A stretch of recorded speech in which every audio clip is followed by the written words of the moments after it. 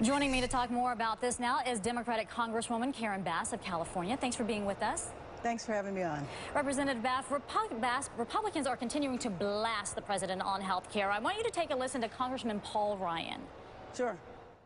We have an increasingly lawless presidency where he is actually doing the job of Congress, writing new policies and new laws without going through Congress. Presidents don't write laws, Congress does.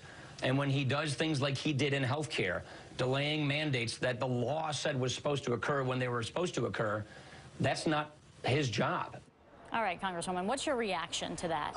Well, I think they need to make up their mind because, first of all, we have voted over 40 times to either delay mandates, repeal health care reform, etc.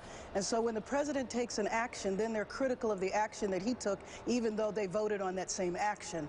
You know, the other thing is that I frankly am happy when he does executive orders because Paul Ryan said he's doing the work of Congress. Well, you know, that's because Congress isn't doing its job. So I encourage the president to continue doing executive orders. We're going to meet with him tomorrow as a caucus, and I frankly hope that his position like that continues because it's pretty clear the Republicans are still not going to work with him. Well, I want to dig deeper into executive orders because Republicans are also taking issue with President Obama using those powers. Here's House Majority Leader Eric Cantor. The White House continues to really thumb its nose up, if you will, at the Congress. The president, in his State of the Union address, did it flat out. He said, when Congress doesn't work with me, I'll just go do it myself. And again, that's part of the problem in this town. You heard what the congressman said there.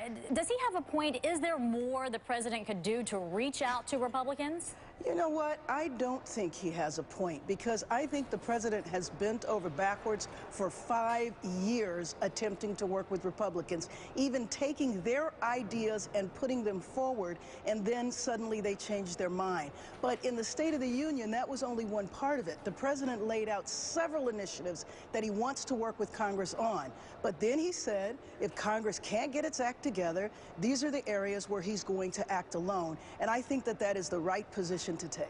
Can Republicans really complain about the president's use of executive orders? Because I want you to just listen to these numbers right here. If you look at history, President Obama has 168, right? George W. Bush, 291. Bill Clinton, 364. And none of it compares to Franklin Roosevelt, 3,522. But in the grand scheme of it, has he really overstepped and used this way too many times? I don't think that he has at all, and I think history is the evidence, and you just laid it out. Frankly, I have my own ideas about executive orders that I want to see him do, and I hope he continues. I know one area he's talking about is in criminal justice reform. I think it was great that he raised the minimum wage for federal contractors. I actually think it's kind of embarrassing to think that federal employees were making less than that to begin with.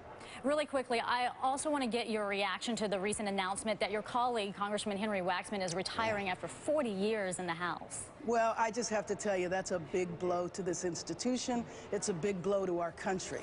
And so I think it's really important, though, to look back at his legacy and at the very specific accomplishments that he made, because I think it shows you what this institution can do when it's functional.